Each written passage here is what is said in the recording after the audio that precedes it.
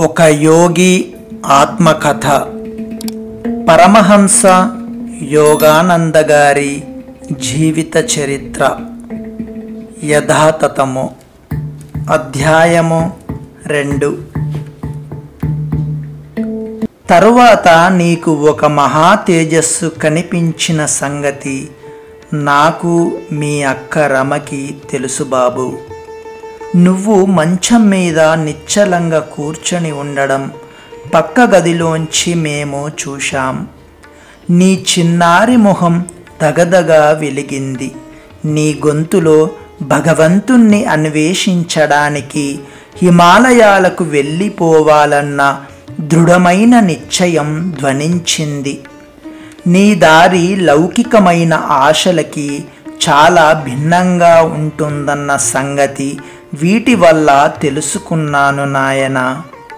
నా జీవితంలో జరిగిన వాటిలో అన్నిటికన్నా విలక్షణమైన సంఘటన ఒకటి దాన్ని మరీ రూఢీ చేసింది. ఆ సంఘటనే ఈ అంతిమ సమయంలో నేనీ ఉత్తరం రాయించడానికి ప్రేరేపిస్తోంది. అదేమిటంటే పంజాబులో ఒక సాధువుతో జరిగిన సంభాషణ. మనమందరం లాహోరులో ఉంటుండే రోజుల్లో ఒకనాడు పొద్దున్న పనివాడొకడు నా గదిలోకి వచ్చి ఇలా చెప్పాడు. అమ్మగారు, విచిత్రమైన సాధువొకడు వచ్చాడు. ముకుందుడి తల్లిని చూడాలి నేను అంటున్నాడు. ఎంతో సరళమైన ఈ మాటలే నాలో నిగూఢమైన తీగను దేన్నో మీటినట్లయింది. వెంటనే నేను ఆయన్ని కలుసుకోవడానికి వెళ్ళాను. ఆయన కాళ్ళకు మొక్కుతూ నా ఎదురుగా ఉన్నాయన నిజంగా దైవ సాక్షాత్కారం పొందినవాడేనని గ్రహించాను. అమ్మా, ఈ లోకంలో నువ్విక ఎంతో కాలం ఉండవన్న సంగతి నువ్వు తెలుసుకోవాలని మహాగురువుల కోరిక. మళ్ళీసారి జబ్బు చేసినప్పుడు నీకది ప్రాణాంతకమవుతుంది. తరువాత ఆయన మౌనం వహించారు. ఆ సమయంలో నాకేమి భయం వేయకపోగా ఒక గొప్ప ప్రశాంతత అనుభవంలోకి వచ్చింది. చివరికి మళ్ళీ ఇలా అన్నాడాయన. ఒక వెండి రక్షరేకును నువ్వు జాగ్రత్తగా దాచాలి. అది నీకు ఈరోజు ఇవ్వను. నా మాటల్లో నిజం నీకు తెలియడానికి ఆ రక్షరేకు రేపు నువ్వు ధ్యానం చేసుకునే సమయంలో దానంతట అది నీ చేతుల్లో రూపుగడుతుంది. నువ్వు చనిపోయే ముందు ఆ రక్షరేకును 1 ఏడాది పాటు దాచి ఉంచమని నీ పెద్ద కొడుకు అనంతుడితో చెప్పి ఆ తరువాత దాన్ని నీ రెండో కొడుకు చేతికి ఇమ్మని తప్పకుండా చెప్పాలి. ఆ రక్షరేకుకు అర్థమేంటో మహాగురువుల ద్వారా ముకుందుడికి తెలుస్తుంది.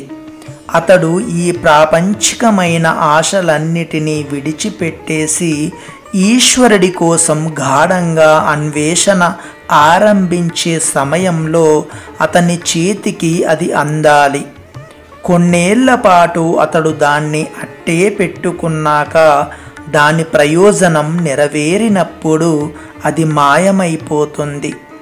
అతడు దాన్ని ఎంతో రహస్యమైన చోట దాచిపెట్టినప్పటికీ అది ఎక్కడి నుంచి వచ్చిందో అక్కడికి పోయి తీరవలసిందే. ఆయనకు నేను భిక్ష వేయబోయాను. ఎంతో గౌరవ ప్రపత్తులతో ఆయనకు ప్రణామం చేశాను. కానీ ఆయన భిక్ష తీసుకోకుండానే దీవించి వెళ్ళిపోయాడు.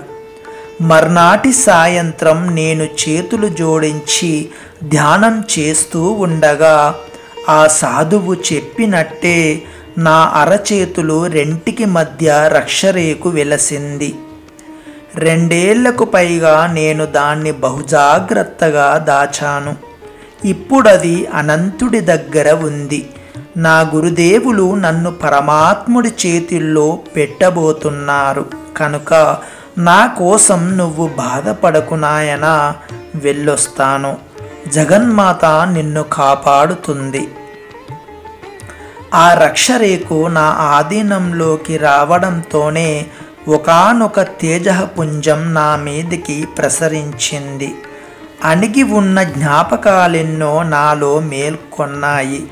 ఆ రక్షరేకు గుండ్రంగా ప్రాచీన కాలం నాటిదిగా చిత్రంగా ఉంది.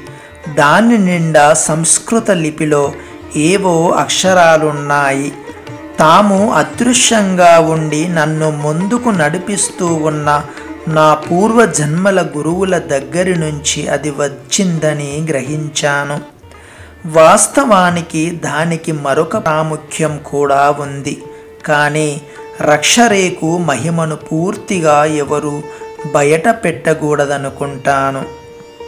అయితే చివరికి ఈ రక్షరేఖకు నా జీవితంలో ఎంతటి బాధకరమైన పరిస్థితుల్లో అదృశ్యమైపోయిందో, అది ఆ విధంగా పోవడం నాకొక గురువు దొరికే విషయాన్ని ఎలా చాటి చెప్పిందో ఈ అధ్యాయంలో చెప్పనక్కరలేదు.